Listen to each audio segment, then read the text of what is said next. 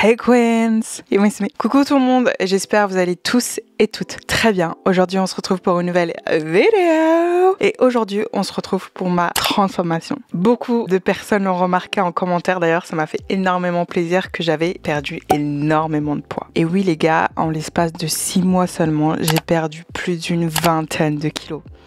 Honnêtement, je pensais que c'était impossible pour mon cas. Ayant énormément de TCA, de problèmes alimentaires, j'ai même fait des tests où j'ai appris que j'avais de la résistance à l'insuline. Donc, je n'avais absolument pas le profil type pour perdre du poids, mais malgré ça, j'ai pu perdre une vingtaine de kilos en 6 mois. Et aujourd'hui, je vais vous expliquer pas à pas comment j'ai fait et surtout comment j'ai pu faire pour perdre du poids tout en me faisant plaisir. J'ai montré sur mon compte TikTok mes cheat meals, même mes cheat days, parce que les gens ils disent c'est des cheat days et je comprends, oui c'est des cheat days. C'est des journées où vraiment je me fais plaisir, où je mange ce que je veux. Et les gens se sont demandé comment tu peux autant te faire plaisir tout en perdant du poids. Et c'est exactement ce qu'on va voir ensemble. Comme je vous demande à chaque fois, n'oubliez pas de liker, de commenter, de partager et de vous abonner à mon compte Instagram. C'est super important. Donc, j'ai commencé mon aventure le 14 août 2024. Donc j'ai commencé à l'été 2024. J'ai eu mon déclic quand je me suis pesée et j'ai atteint le poids de 98 kilos.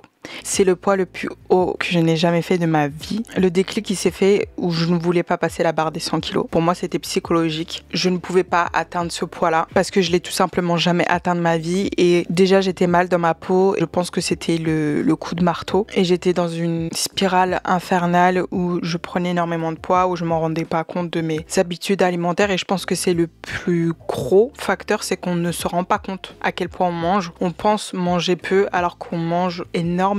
Et surtout les calories, on pense manger des bonnes choses alors que c'est des choses très très caloriques. Et voilà, cette pesée là m'a fait ce déclic et c'est là où j'ai commencé vraiment à me focaliser sur l'alimentation. La clé, c'est l'alimentation. Vous pouvez faire autant de sport que vous voulez. Vous pouvez vous tuer à la salle tous les jours, la muscu, la marche, tout ce que vous voulez. Si votre alimentation n'est pas bonne, vous ne perdrez pas de poids.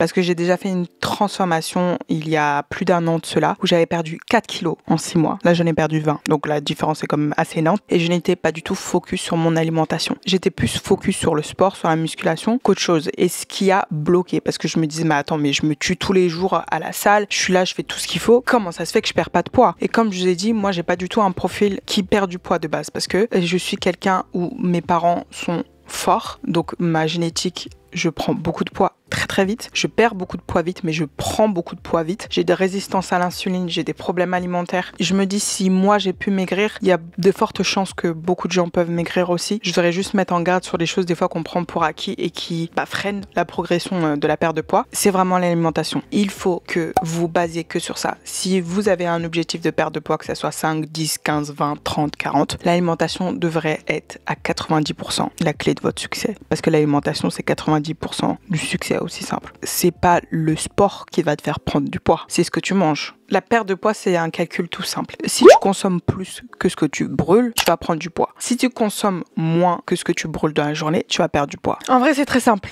Mais se mettre ça dans la tête, c'est ça le plus dur. Parce que j'ai essayé toutes les alternatives pour pas me mettre au travail. J'ai eu un rendez-vous avec un endocrinologue, désolé si je le dis mal, qui m'a donné des médicaments pour perdre du poids. C'est des médicaments pour couper la faim parce qu'ils avaient vu que j'avais une résistance à l'insuline, que j'étais le candidat parfait pour avoir le diabète 2. Donc il était un peu alarmé et il s'est dit, bah tu sais quoi, je te donne ces médicaments-là qui vont te donner un coupe-faim. Ça n'a pas marché, ça m'a donné énormément d'acné. Je crois qu'en tout, j'ai dû perdre 2-3 kilos avec. Ça donne cet effet de vomi. En fait, t'as envie de vomir toute la journée. Et certes, t'as pas faim, mais t'as toujours ces cravings. T'as toujours cette envie de sucre. Mais ton estomac est plein. Parce que ce médicament-là va vous donner l'impression d'avoir le ventre plein. Ça va juste vous faire gonfler en vrai. Ça marche pour certains. Moi, ça a pas du tout marché pour moi parce que je pense qu'il faut vraiment, pour mon type, faire un rééquilibrage alimentaire. C'était la seule chose qui m'allait parce que je suis quelqu'un qui est gourmande. J'aime la nourriture. Je vis pour la nourriture. Je suis une grosse mangeuse. Et je ne peux pas me permettre de pas manger. J'ai même pris des rendez-vous pour faire un anneau gastrique ou un bypass. Ils m'ont dit que non, j'étais pas assez grosse, je n'avais pas assez de poids pour faire le bypass. Et tant mieux qu'ils m'ont dit non parce que en y repensant, je vous ai dit j'aime trop la bouffe et je pense que ça ne m'aurait pas du tout allé. Le fait que je ne puisse pas manger comme je veux, le fait que je ne puisse pas me faire plaisir parce que maintenant je fais mon régime et c'est pas pour autant que je ne vais pas au restaurant, ce n'est pas pour autant que je me fais pas plaisir, c'est pas pour autant que voilà, je goûte pas à la vie quoi. Et le premier pas pas, c'était l'alimentation. Le premier pas, c'était une série que j'ai regardée, je vous le mettrai en barre d'infos. C'était Secret Eaters. Certaines personnes en surpoids, on aime beaucoup montrer qu'on mange bien, mais on grignote beaucoup. Donc on pense manger bien et notre cerveau, il va venir faire un mécanisme où il va nous duper en disant mais oui, tu manges bien, mais oui,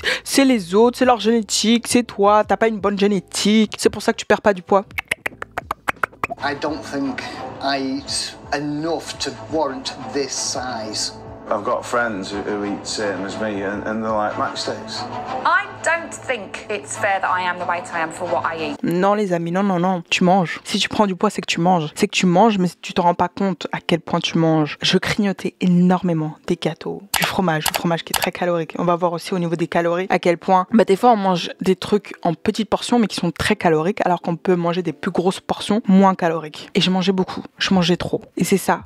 Je pense que j'étais autour de 3000 voire 4000 calories par jour, ce qui est énorme pour ma taille et pour une femme. Donc j'étais vraiment en surplus calorique, ce qui en conséquence m'a amené à cette prise de poids. Surtout que je suis quelqu'un qui mange mes émotions. J'ai des gros problèmes d'hyperphagie et dès que ça n'allait pas, je mangeais tout ce qui se passait devant moi. Plus ça n'allait pas, plus je mangeais. Donc voilà, et comme j'étais dans une spirale infernale aussi émotionnelle, ça n'a pas loupé. La première chose que j'ai fait, c'est d'aller voir une psy, de parler. Parce que quand on mange nos émotions, on ne parle pas. On est quelqu'un qui va tout garder à l'intérieur de soi. J'ai commencé à aller voir une psy, de plus manger quand je vais pas bien, mais parler, de pleurer, de crier, de danser, de faire tout ce qu'il faut, mais ne pas se réfugier dans la nourriture quand je ressens un sentiment, que ça soit bonheur, même quand c'était bonheur, je me réfugiais dans la nourriture, juste de ne plus allier la nourriture à un sentiment et juste de le voir comme je me brosse les dents, parce que je dois me brosser les dents, la nourriture, je dois me nourrir parce que je dois me nourrir, aussi simple. De plus allier ça à un confort, parce que j'avais littéralement une relation avec la nourriture. Vraiment. Moi, la nourriture, c'était mon ami, la nourriture, c'était mon amant. La nourriture n'est pas un ami. La nourriture, tu devras pas avoir une relation. Et c'est là où ça devient vraiment malsain. J'ai aussi coupé toutes les relations qui me trigger, toutes les relations qui déclenchaient mes crises d'hyperphagie. Parce qu'il y a aussi des relations qui déclenchent vos crises d'hyperphagie. Il faut les couper. Il faut les couper parce que là, dites-vous que pour votre perte de poids, accordez-vous 6 mois, 1 an, 4 mois, 2 mois, peu importe le temps que vous voulez, où vous devrez être focus que sur vous, pas focus sur vos amis, votre entourage. Vous devez vous accorder un temps précis où vous devez vraiment vivre pour votre perte de poids ou votre prise de poids, peu importe, pour votre transformation, parce que une perte ou une prise de poids, une transformation en général, ça demande énormément de discipline, énormément de concessions. Il faut se mettre à fond. Et pour ça, il faut vraiment couper tout ce qui vous empêche de réussir. Ça a été vraiment les premiers facteurs. Et comme je disais, je regardais Secret Eaters et on voyait des personnes qui étaient en surpoids et ils avaient vraiment l'impression de ne pas autant manger pour être à ce poids-là. Et cette émission, ce qui est bien, c'est qu'ils vont mettre des caméras en fait chez eux pour les filmer 24 heures sur 24 et voir à quel point ils mangent dans la journée et surtout voir aussi dehors parce qu'il y a des détectives privés carrément qui les suivent pour voir à quel point ils mangent. Et ils se rendent compte à la fin de la journée qu'ils mangent largement plus que ce qu'ils pensent, mais c'est vraiment automatique. C'est-à-dire que leur cerveau, ils sont en mode autopilote. Ils ne se rendent même pas compte à quel point ils mangent. You ate more than 1,000 calories in just croissants. Oh my gosh, that's 1,200 calories, but under surveillance got through 3,400 calories a day.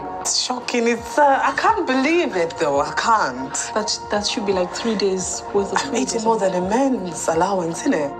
There is a big gap. We're far from reality now. Yeah. I have to ask you, are you a secret eater? I can say I am a secret eater.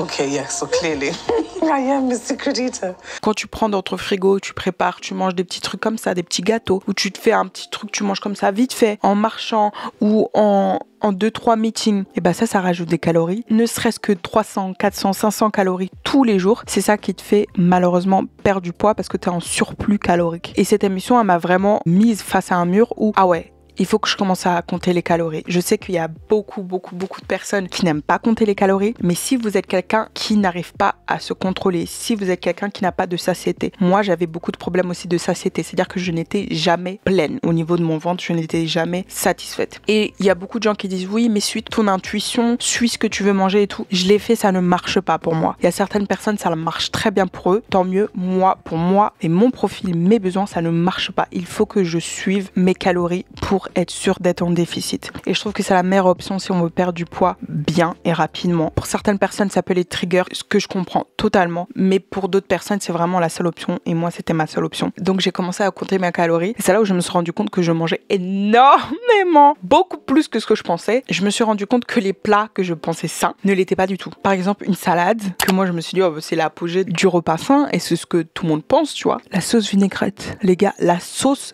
vinaigrette. Vous savez combien de calories il y a une sauce vinaigrette? Juste 100 grammes, il y a au moins 300 calories. What? Vous savez ce que c'est 100 grammes de vinaigrette? C'est même pas ça. Et sauf que la salade, tu vas pas la manger sec comme ça. Il faut un minimum de, voilà, de sauce, quoi. Et bah ça, c'est pas du tout healthy. Genre une grosse salade composée, c'est autour de 600 voire 700 calories minimum. J'étais choquée. C'est pour ça qu'il faut vraiment nous éduquer. Il faut en fait une éducation au niveau de l'alimentation. Et c'est pour ça que j'aime bien traquer mes calories. J'utilise l'application MyFitnessPal, qui est super bien. Avec ça, j'ai pu remarquer que par exemple un steak et des légumes avec une petite sauce à côté, c'est largement moins calorique qu'une salade, s'il vous plaît. Vous êtes plus rassasié, ça vous donne des protéines, vous êtes bien toute la journée et ça a moins de calories. Donc c'est vraiment ça qui m'a permis, voilà, de me rééduquer au niveau de mon alimentation. Donc moi je suis quelqu'un qui aime beaucoup manger de la viande, du poulet maintenant, parce qu'avant j'étais pas trop fan de la viande, mais j'ai reappris à aimer la viande. Beaucoup de poulet, beaucoup d'œufs, parce que c'est plein de protéines. J'aime beaucoup manger toutes ces choses-là qui sont bonnes, qui me rassasient surtout, qui me calent. Les autres régimes où tu manges que du poisson et 2-3 légumes, c'est bien cool, mais on veut quelque chose qui reste dans la longévité, quelque chose qu'on peut adopter toute notre vie. Parce que moi, je suis pas là pour vous dire, ouais, adopter ce rééquilibrage, au bout de 2 mois, vous craquez et puis c'est bon, tu vois. On veut vraiment quelque chose qui nous tient dans le long terme. Donc,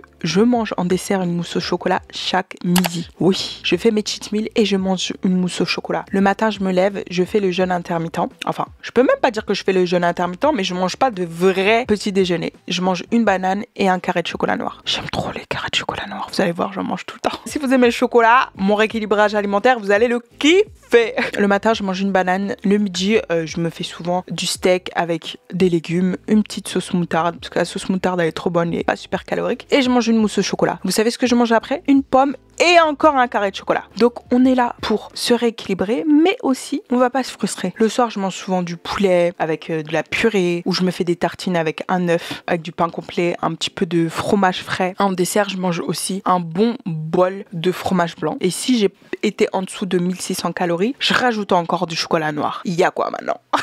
On peut manger bon, bien, être rassasié tant qu'on est en déficit calorique. Et ce qui est bien dans l'application MyFitnessPal, c'est qu'en fait vous scannez avec le code barre et il vous dit exactement combien de calories vous avez. Donc comme ça vous êtes tranquille. Et c'est vraiment le secret, c'est l'alimentation, les gars. Il n'y a pas plus simple que ça. Et je pense que c'est ça qui avait fauté dans ma dernière transformation. C'est pour ça que je n'avais pas autant perdu de poids et je ne m'étais pas transformée autant. C'est parce qu'il n'y avait pas l'alimentation dedans. Donc vraiment, focalisez-vous sur l'alimentation. Ce qui a changé aussi cette fois-ci, c'est ma marche. Je faisais énormément de musculation, mais je n'avais pas le physique exactement ce que je voulais. Si vous êtes quelqu'un qui doit perdre énormément de gras, par exemple moi je devais perdre 30 kilos, ce que je vous conseille, après ce n'est que mon conseil à moi, je suis pas coach sportif, je suis pas expert en sport, mais c'est juste que si on a beaucoup de poids à perdre, moi je conseille toujours de se focaliser d'abord sur le cardio et après enchaîner sur la muscu pour raffermir, avoir le physique qu'on veut. Parce que quand je me focalisais sur la muscu, j'avais l'impression que les résultats ils étaient un petit peu plus lents que quand je me focalisais vraiment sur le cardio. Après c'est vraiment un sujet à débat, cardio, muscu, qu'est-ce qui marche le plus, qu'est-ce qui perd le plus. J'ai pas envie de rentrer dedans, moi c'est tout ce que j'ai fait moi. Après vous prenez ça avec des pincettes parce que je suis pas une experte dedans quoi. Moi je me suis vraiment focalisée sur la marche parce que la marche ça fait des effets miracles sur le corps. Si vous êtes quelqu'un, vous avez la flemme d'aller à la salle, vous avez la flemme d'aller à la muscu, parce que là c'est vraiment une perte de poids de flemmard. Faites de la marche, faites 10 000 pas par jour. Focalisez-vous sur votre alimentation, vous allez perdre votre poids comme un paix au vent. C'est l'astuce qui m'a fait perdre aussi et qui m'a raffermi. Je suis désolée quand vous faites des pentes, moi j'ai que des pentes à côté de chez moi, ça m'a raffermi le corps, ça m'a donné une silhouette incroyable parce que je me suis focalisée sur le cardio et sur les pentes. Mais pour l'instant je ne suis pas arrivée à mon poids idéal et je pense que quand j'aurai mon poids idéal je pourrai reprendre la muscu à fond, mais vraiment adopter la marche de 10 000 pas par jour et vous me remercierez plus tard. Et surtout la marche m'a aussi aidée psychologiquement. Plusieurs fois je n'allais pas bien, j'allais juste marcher pendant 1h30, 2 heures et ça me libérait l'esprit. Je veux même dire la marche m'a sauvé la vie.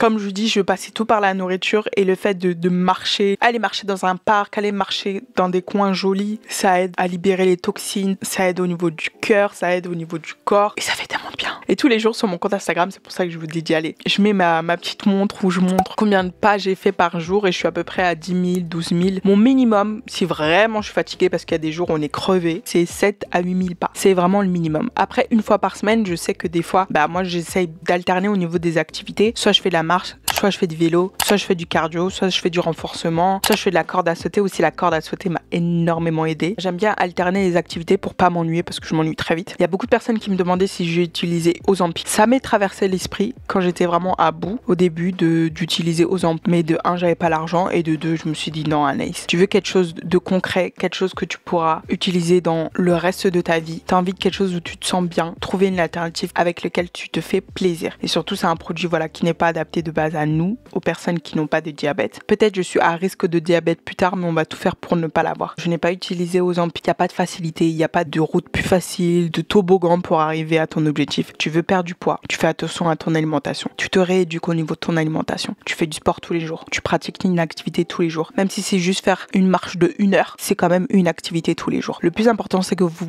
bougez votre corps tous les jours. Une fois par semaine, quand je suis vraiment KO, je me repose parce que c'est important aussi de se reposer. Passons maintenant au cheat meal / cheat day. Moi, je vous ai dit, j'ai des cravings parce que peu importe si je mange mes chocolats tous les jours, peu importe si je mange ma mousse au chocolat, j'ai quand même envie de sucre et c'est normal. Il y a certaines personnes qui sont addictes et j'assume que je suis addict. Petit à petit, plus je fais des cheat meals, de moins en moins j'ai des envies de sucre. Donc je sais pas si c'est le régime inversé ou je ne sais quoi, mais je cède à mes cravings sans avoir une relation émotionnelle. Avant, je mangeais pour manger mes émotions. Maintenant, je mange parce que j'ai envie de manger. Aussi simple. Je n'associe plus la nourriture à un confort. Je n'associe plus la nourriture à guérir mes blessures. Vous voyez la différence? Parce qu'il y a beaucoup de personnes qui m'ont dit « Ouais, mais t'as pas peur de retomber dans des TCA quand tu fais tes cheat meals ?» Pas du tout.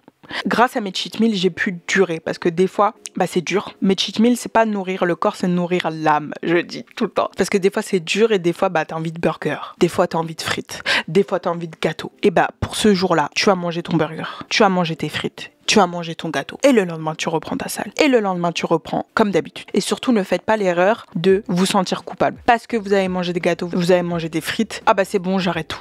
Ne faites pas cette erreur. Le plus important, c'est de continuer. Le plus important, c'est d'avancer. Vous savez, la perte de poids, elle va pas être rapide. La perte de poids, elle prend énormément de temps. Moi, j'ai vu vraiment les premiers vrais résultats après 4 mois seulement. C'est après 4 mois, 4-5 mois que les gens disent « Ah ouais, t'as amaigri » parce que les 3 premiers mois, voire les 4 premiers mois, les gens n'avaient absolument rien remarqué. Et c'est ce qui est dur dans une perte de poids, c'est que faut cravacher.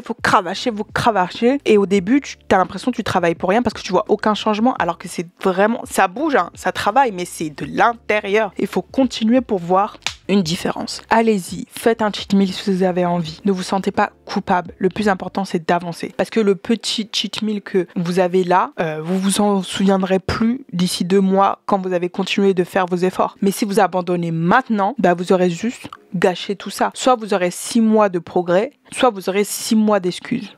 À vous de choisir. Franchement, c'est tout ce que j'ai fait, les gars. Il n'y a pas plus facile, pas plus simple. Je fais attention à mon alimentation. Je bouge mon corps tous les jours. Et j'ai eu ces résultats-là. Alhamdulillah. Donc, voilà la famille. Voilà pour ma transformation. J'espère vraiment que cette vidéo vous a plu. Comme je vous dis à chaque fois, n'oubliez pas de liker, de commenter, de partager et de vous abonner à mon compte Instagram. Dites-moi en commentaire, vous, si vous avez fait un programme de perte de poids. Et j'espère vraiment que ma perte de poids vous a aidé. Il ne faut jamais abandonner quelque chose dont on y pense tous les jours. Si tu penses à quelque chose tous les jours, n'abandonne jamais cette chose. Je vous fais d'énormes bisous la famille et je vous dis à une prochaine vidéo. Ciao, ciao!